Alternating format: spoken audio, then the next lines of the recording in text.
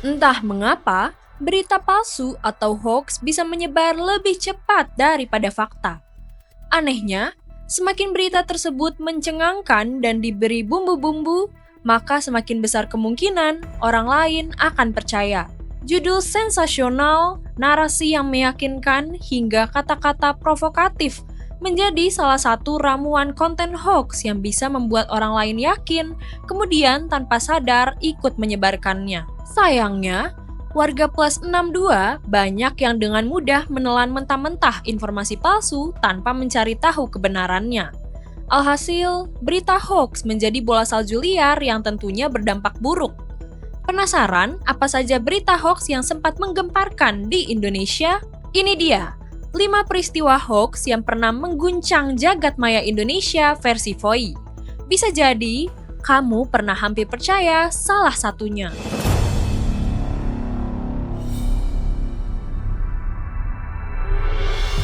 Video seorang anak perempuan menangis histeris sambil memegang luka leher sempat menghebohkan jagat maya pada 2022 silam. Peristiwa tersebut pun viral setelah diunggah oleh akun milik pria berinisial MRA melalui TikTok. Narasi yang beredar menyatakan bahwa sang anak digorok oleh ibunya sendiri karena kesal dibangunkan sahur. Usut demi usut, terungkap fakta bahwa narasi dalam video tersebut adalah hoax atau berita bohong.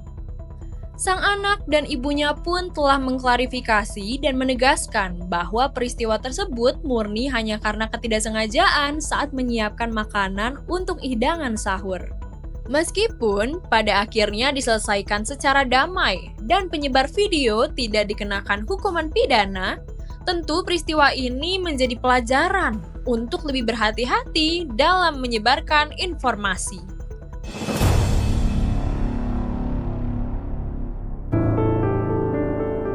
Nah, kalau peristiwa tadi dari Jakarta Timur, posisi kedua datang dari Depok, Jawa Barat. Warga Kelurahan Bedahan sempat dihebohkan dengan penangkapan makhluk yang diduga babi ngepet pada April 2021 lalu. Terungkap fakta bahwa itu merupakan berita bohong yang dikarang oleh tokoh masyarakat berinisial AI dan beberapa kawannya dengan tujuan untuk meraih atensi masyarakat atas kekuatan supranatural yang dimilikinya. AI mulai mengarang cerita tentang babi ngepet setelah beberapa warga mengeluh kehilangan uang. Lalu, guna meyakinkan warga, ia membeli babi hutan seharga 900.000 dan menyatakan bahwa itu adalah babi ngepet hasil tangkapannya. Alhasil, AI dihadiahkan hukuman 4 tahun penjara atas pasal penyebaran berita bohong. Wah, ini definisi niat untung yang berujung buntung. Gimana nih, warga Depok masih familiar dengan peristiwa ini nggak ya? Kalau masih ingat, coba cerita pandanganmu di kolom komentar.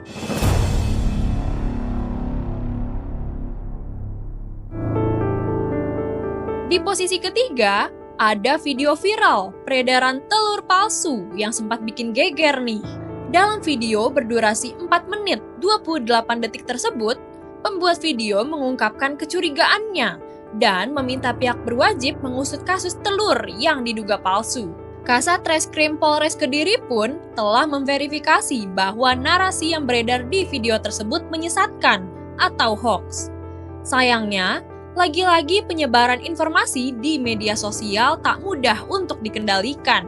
Sejak pertama kali viral di tahun 2021, video telur palsu ini masih ditemukan beredar 2 tahun setelahnya. Bahkan, nampaknya masih banyak warganet yang percaya. Waduh, hati-hati ya kalau menemukan info ini. Jangan lupa untuk di-report sebagai berita palsu.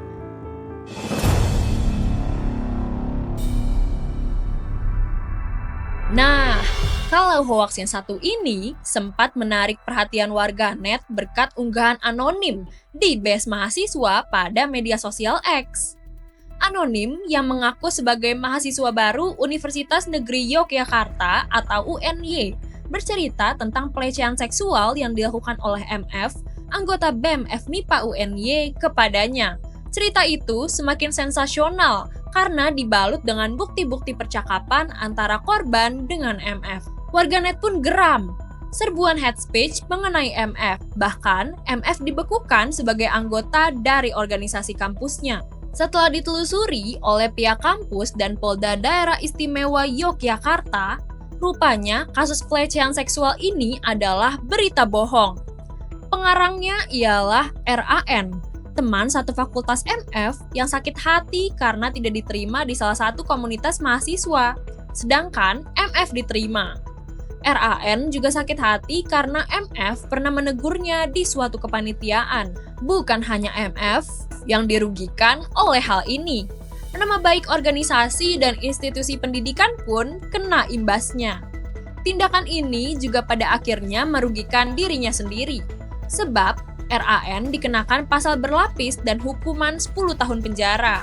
Wah, kalau begini sih namanya sakit hati berujung jeruji besi. Kamu yang pengguna X pernah ikutan memantau kasus ini juga nggak nih?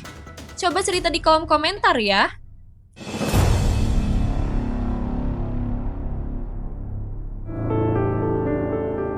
Nah, di urutan terakhir ada rekaman suara mantan Presiden RI, Joko Widodo, menyanyikan lagu lawas berjudul Di Saat Kau Harus Memilih yang dipopulerkan oleh Panca Pondah.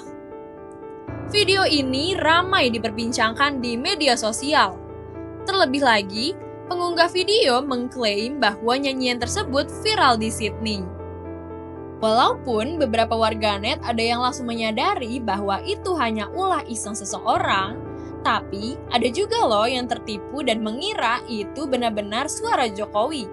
Contohnya, komentar dari Risma Marbun LB yang menyatakan, "Wow, mantap suaranya! Lagu siapa yang dinyanyikan Pak Jokowi ini?"